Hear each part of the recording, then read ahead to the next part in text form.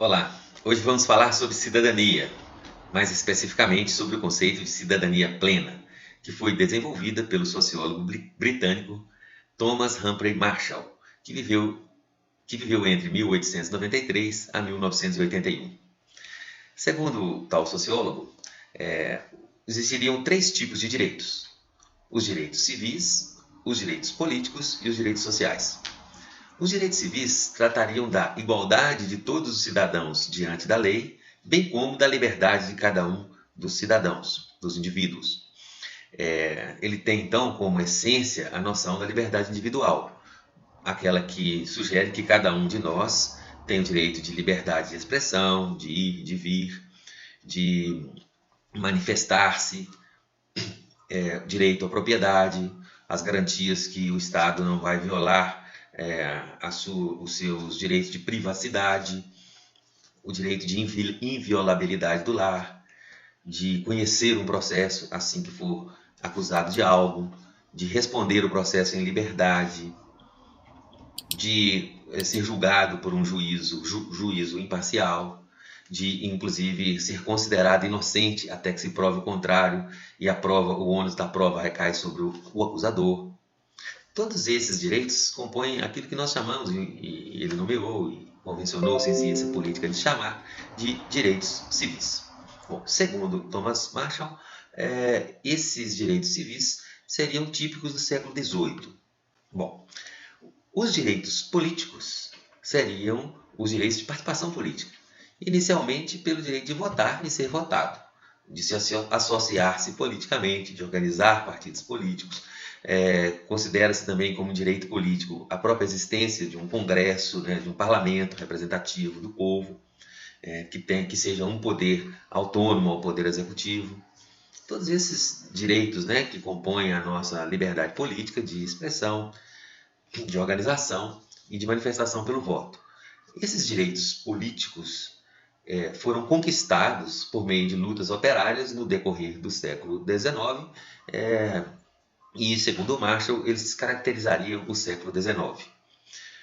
Os direitos sociais teriam como marca o século XX. Antes exatamente de falar do conceito, é bom também lembrar que foi esse sociólogo, o Thomas Marshall, que consolidou o conceito de direito social. Os direitos sociais, eles são posteriores à conquista dos direitos políticos. São aqueles direitos que nos garantem a participação nas riquezas produzidas coletivamente, socialmente.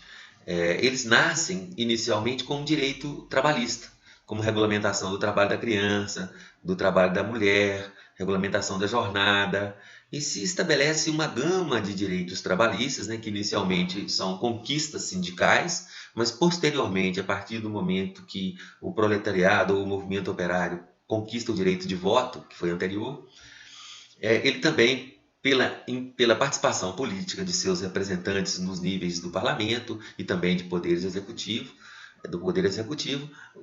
esses direitos sociais vão sendo implantados gradativamente no decorrer do século XX. Bom, a primeira coisa a comentar é que não podemos pensar numa linearidade dos direitos. Os direitos civis são do século XVIII, os direitos políticos do século XIX, os direitos sociais do século XX. Não dá para pensar como uma linearidade, mesmo porque esses direitos podem existir independente uns dos outros. Então, nós tivemos historicamente um Estado liberal, na qual se conquista os direitos civis, mas não se vive os direitos, mas não se concede ou não se permite o direito democrático de voto e participação. Assim como nós temos a própria democracia grega, se formos pensar como forma democrática, uma forma histórica que viveu uma democracia, mas que não conheceu, por exemplo, direitos civis. A ideia de uma limitação do poder do Estado. Bom, assim também podemos ter direitos políticos sem exatamente termos ali considerados direitos civis. E podemos ter direitos sociais sem ter nem direito político e nem direito civil. Pode estabelecer-se ditaduras onde se concede direitos sociais e restringe direitos políticos e direitos de cidadania, ou direitos civis.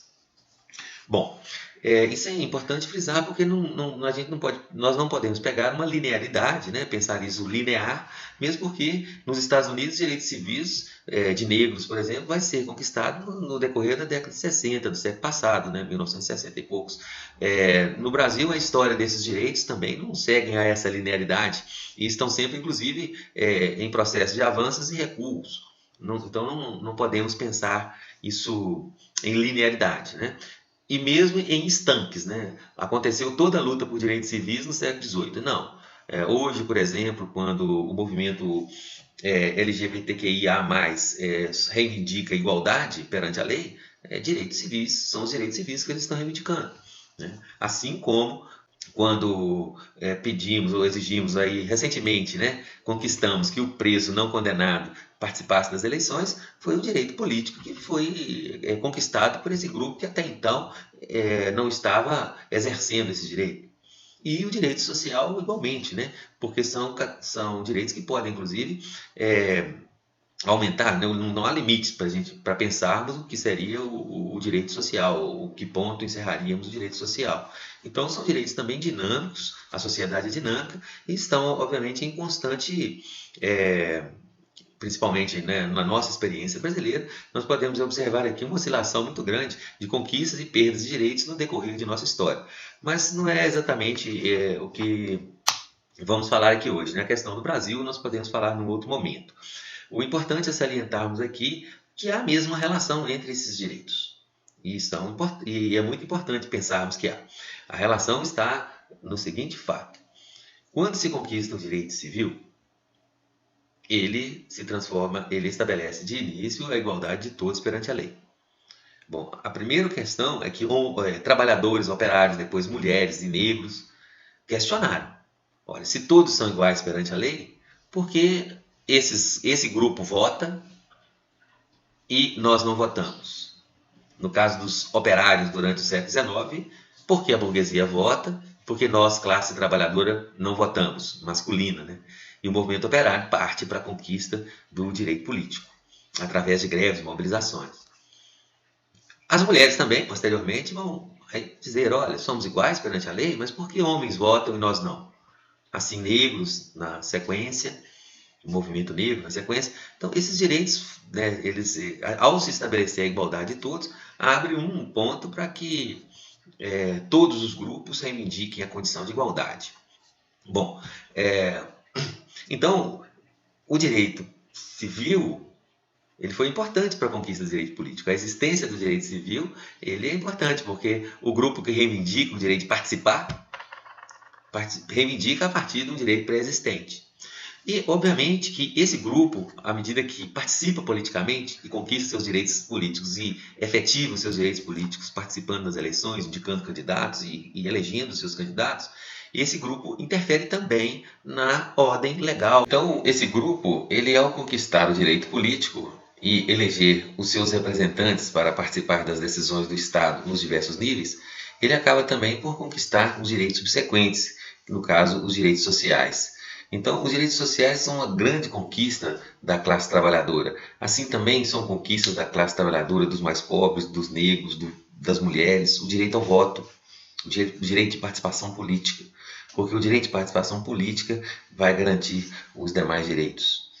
Então é isso, essa é a história dos direitos. Direitos não caíram do céu, direitos não foram dádivas de ninguém, direitos são conquistas sociais. Mantenhamos as coisas como estão e os direitos são nossos. Um grande abraço.